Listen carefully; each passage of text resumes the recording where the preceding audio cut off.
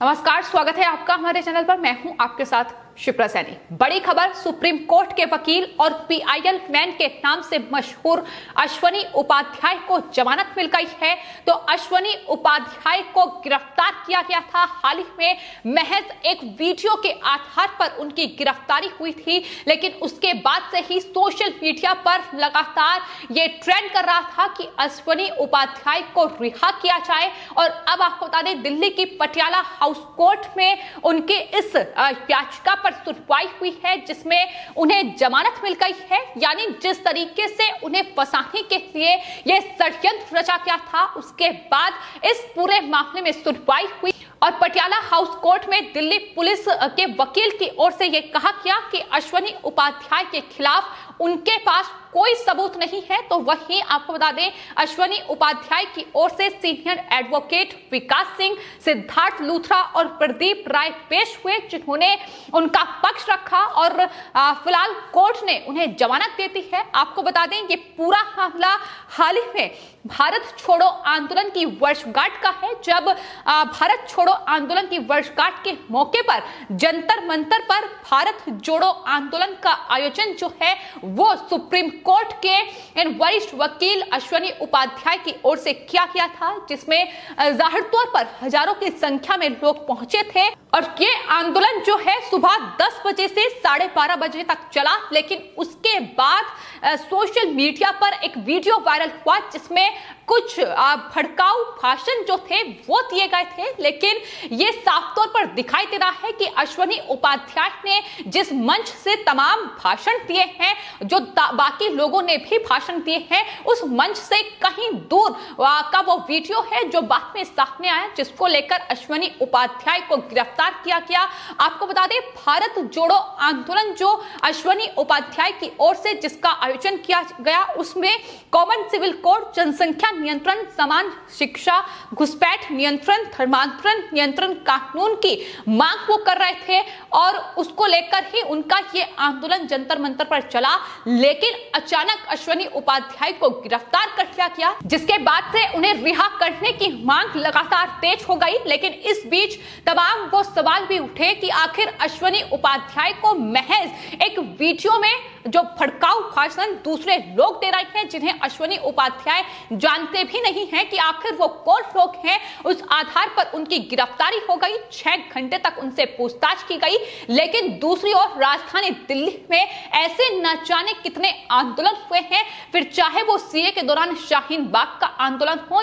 या फिर इतने बीते महीनों से जो दिल्ली के अलग अलग बॉर्डर्स पर ये किसान आंदोलन के नाम पर राजनीतिक आंदोलन चल रहा है। और इस राजनीतिक आंदोलन की आड़ में जो राकेश टिकैत, गुरनाम सिंह चढ़नी, योगेंद्र यादव और ये तमाम नेता जिस तरीके से सियासी रोटियां अपनी सेक रहे हैं, तमाम भड़काऊ भाषण जो है उनकी तरफ से दिए जा रहे हैं। 26 जनवरी लाल किले की हिंसा कोई नहीं भूला है, जब इस किसान आंदोलन की आड़ में, ट्रैक्टर परेड की आंख में जब खालिस्तानियों ने लाल किले पर एक दूसरा झंडा फहराया और किस तरीके से कानून की धज्जियां राजधानी दिल्ली में उड़ाई गई, लेकिन तब कोई भी गिरफ्तारी, किसी भी किसान नेता की गिरफ्तारी नहीं हुई। राकेश टिकैत, गुरनाम सिंह चढ़नी, जिन्होंने इतने भड़काऊ भाषण दिए हैं, जिन्होंने बक्कल तक उधेड़ने की बात की है कि अगर पुलिस रोकेगी तो वो बड़ी कार्रवाई करेंगे, ये तमाम भड़काऊ भाषण हैं। लेकिन राकेश टिकैत की गिरफ्तारी आज तक नहीं हुई है। दिल्ली में जो हिंसा हुई उसमें राकेश टिकैत और तमाम किसान नेताओं, योगेंद्र यादव हो या तमाम दूसरे नेता हो, उन पर एफआईआर दर्ज हुई, लेकिन कोई गिरफ्तारी, कोई बड़ी कार्रवाई दिल्ली पुलिस ने नहीं की। इसके अलावा आपको बता दें, दिल्ली सरकार के जो विधायक हैं अमानतुल्लाह खान, जो घुसपैठियों और रोहिंग्याओं को बसाने का काम कर रहे हैं, उनकी तरफ से न जाने कितने भड़काऊ भाषण दिए गए हैं, लेकिन तब कोई गिरफ्तारी नहीं की गई। तो सवाल यही है कि आखिर अश्वनी उपाध्याय को ही क्यों निशाना बनाया गया,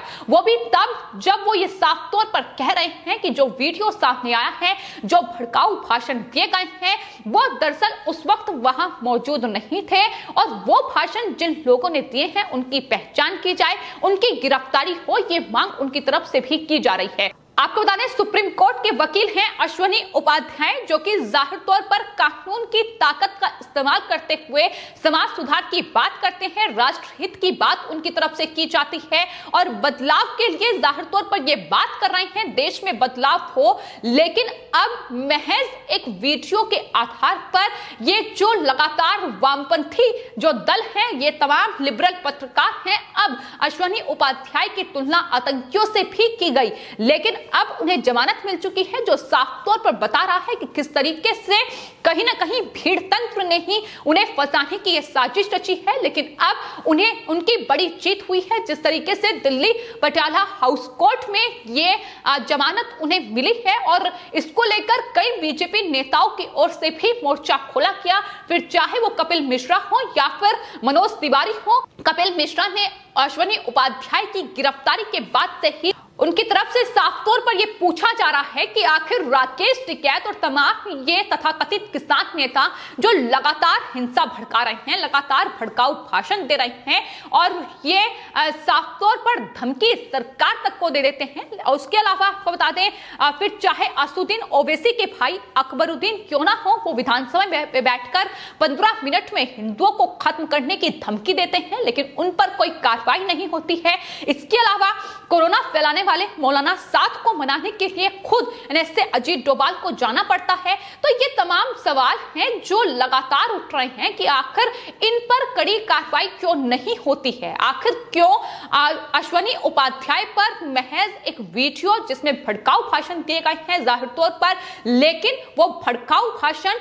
अश्वनी उपाध्याय की मौजूदगी में नहीं दिए गए हैं, जो कि साफ तौर पर तमाम जो दूसरे वीडियो सामने आ रहे हैं वो बयां कर रहे हैं कि किस तरीके से ये साजिश और षड्यंत्र उनके खिलाफ रचा गया है। क्योंकि जाहिर तौर पर वो कॉमन सिविल कोड की बात कर रहे हैं, वो धर्मांतरण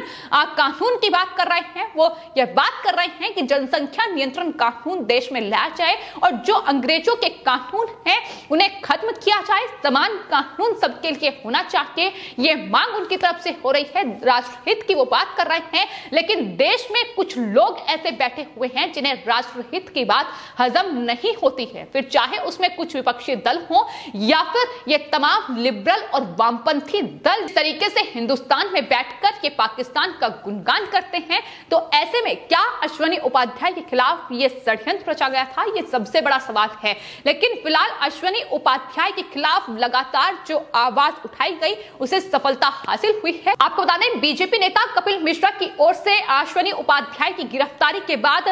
ट्विटर पर कई सवाल किए गए, उनकी तरफ से कई ट्वीट किए गए, जिसमें उन्होंने कहा कि जिस शहर में अमानतुल्लाह आजाद घूम रहा है, जहां लाल किले पर पुलिस वालों को मारने वाले बेखौफ हैं, जहां 1 साल से बॉर्डर पर नशेड़ियों का जमावड़ा है, जहां अवैध रोहिंग्या बांग्लादेशी दामाद बनकर बैठे हैं, वहां अश्वनी उपाध्याय की गिरफ्तारी आखिर क्यों की गई है, ये सवाल उनकी तरफ से पूछा गया था। हम ये डबल स्टैंडर्ड नहीं हो सकते, ये साफ तौर पर उनकी तरफ से कहा गया कि अगर अश्वनी उपाध्याय को गिरफ्तार एक वीडियो के आधार पर किया गया है तो फिर राकेश टिकैत और अमानतुल्लाह खां खुलेआम बाहर क्यों घूम रहे हैं, ये सवाल उनकी तरफ से दागे गए। इसके अलावा आपको बता दें, बीजेपी नेता मनोज तिवारी की ओर से भी अश्वनी उपाध्याय के फेवर में एक ट्वीट किया गया। उन्होंने कहा कि अश्वनी उपाध्याय का कार्यक्रम भड़काऊ मुद्दा नहीं था, फिर भड़काऊ नारेबाजी का सवाल ही नहीं उठता है। जिन्हें इन मुद्दों से नफरत है उनकी साजिश के शिकार हुए हैं